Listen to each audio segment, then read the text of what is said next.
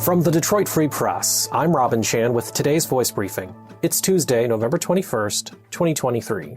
From the Detroit Free Press, I'm Darcy Moran. It's one of the busiest times for airport travel this week.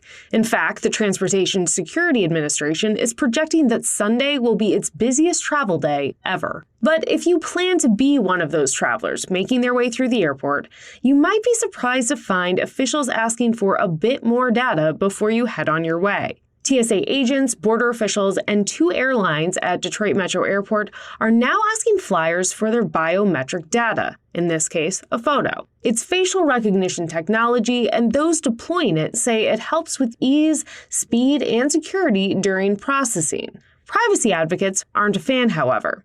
But whether to opt in is up to you. Only certain foreign nationals are required to give up their biometric data. But how do you opt in or opt out? Not all officials will verbally tell you you have the option.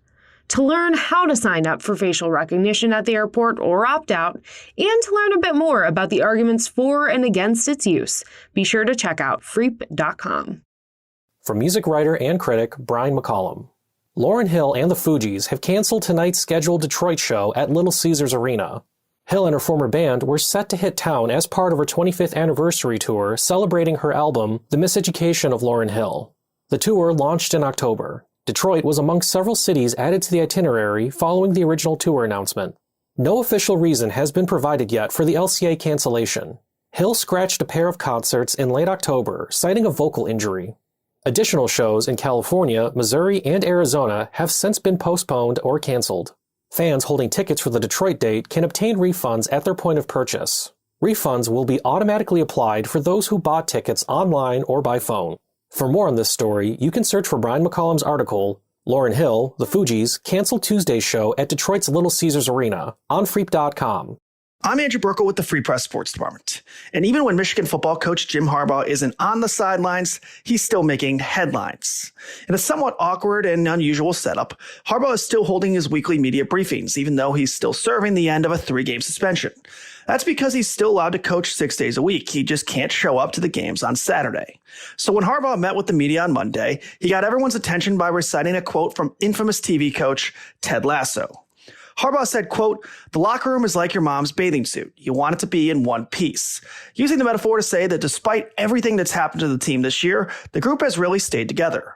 The outside-the-box reference immediately got people's attention, but it is an important topic, especially as everyone knows the Ohio State Buckeyes are officially on the docket. Looking at both teams' schedules before the season, it didn't take a genius or a fortune teller to know that this Big Ten season was likely going to come down to this game, the game. Sure enough, here we are. With that said, few could have predicted the surrounding circumstances. Harbaugh won't be on the sidelines at the Big House for what feels like maybe the biggest game of his entire tenure.